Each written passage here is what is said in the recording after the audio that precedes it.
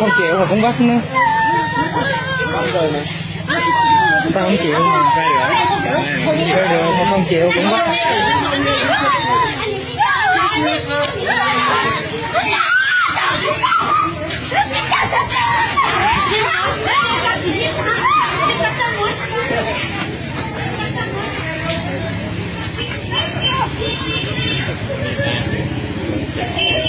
Không chịu mà cũng bắt người ta nữa.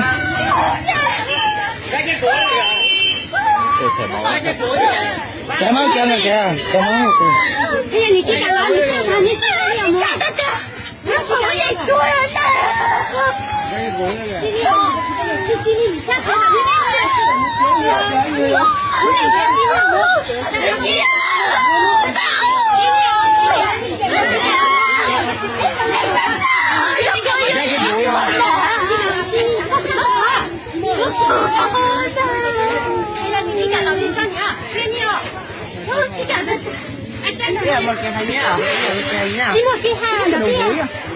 Không chịu mà cũng bắt nữa ta.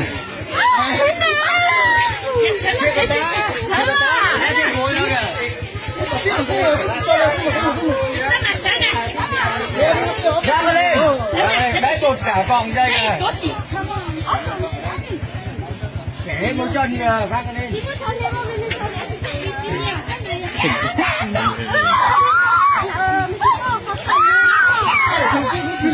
Ở đây về nhà rồi thành vợ nữa. Để về nhà chắc nó nhốt luôn đó. Cái dòng người kênh đi về nhà nó dở nhà nó chạy.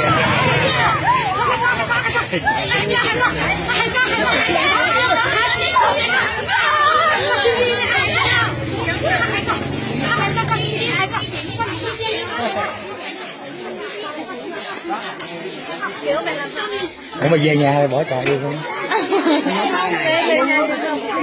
Nhớ luôn hả? Cái tâm cơ hỏi chạy dưới đi. Ủa sao nó bắt được vậy? Mà đi ngoài chạy nó bắt thôi. Người ta không chịu mà cũng bắt nữa. Kéo được về nhà. Không kéo được về nhà thôi. Như kéo về tới nhà là thôi hả? Kéo về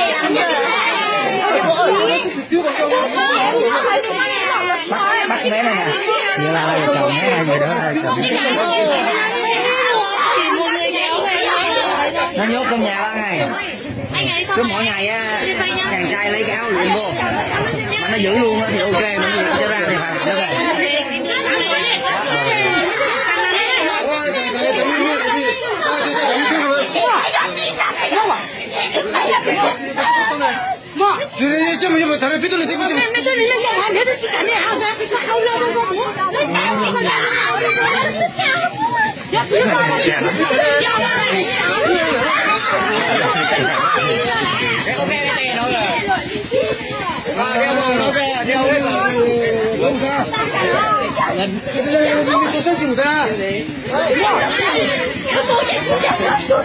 không chống cự lại được hả?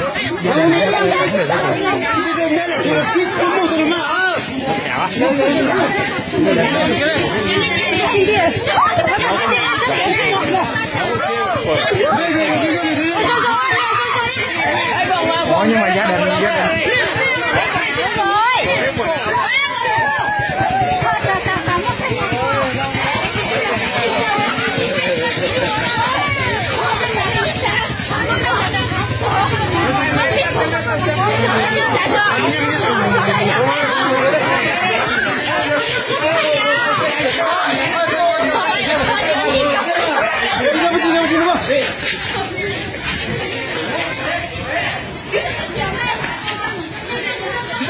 quay trở lại con bỏ cái xe con này nó món lên đây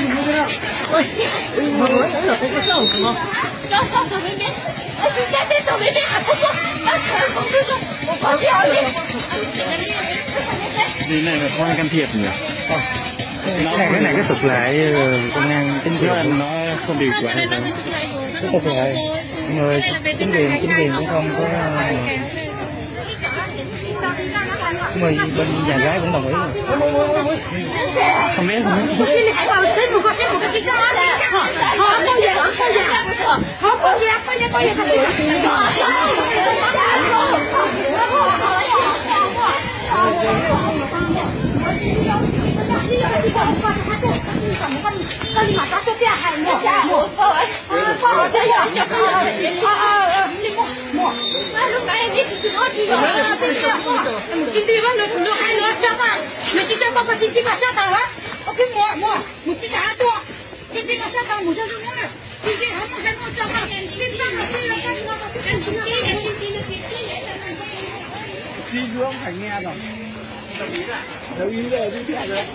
Giờ đồng ý cỡ mà không yêu cũng chịu hả? Không, bắt về nhà 3 ngày cơ mà. Nếu mà về nhà 3 ngày đồng ý mới 3 chịu. ngày đồng ý không có chuyện cho quần áo thằng ấy vào, cái này đồng ý rất không có chuyện. Rồi không chịu vẫn thả ra. Vẫn phải ra giải. Vậy là cứ về đi 3 ngày sau thả ra.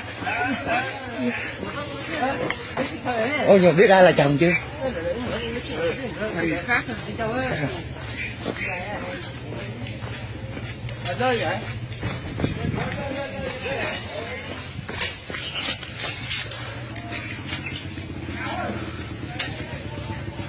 Đâu hết được rồi. Đây là chắc kết rồi luôn.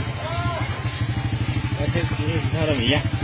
Bây giờ nó còn cơ hội là đòi về nhà 3 ngày nếu không đồng ý thì được thả. À thế à? Bên nhà 3 ngày không đồng ý á? Thế chứ không để Thế về làm gì có tình yêu trời. bắt như này không thể không được quá. Tội nghiệp đấy chứ. Lúc chặng đường xuống đây quay hay lắm. Không.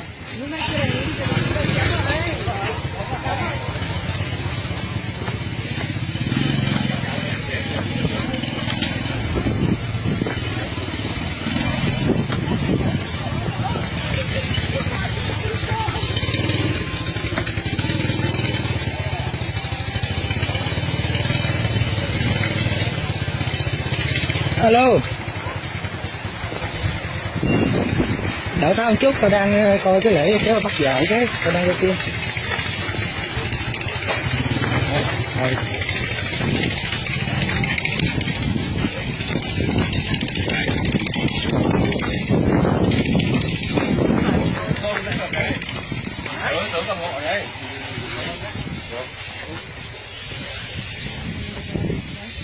Hello. This is the traditional kidnapping wife.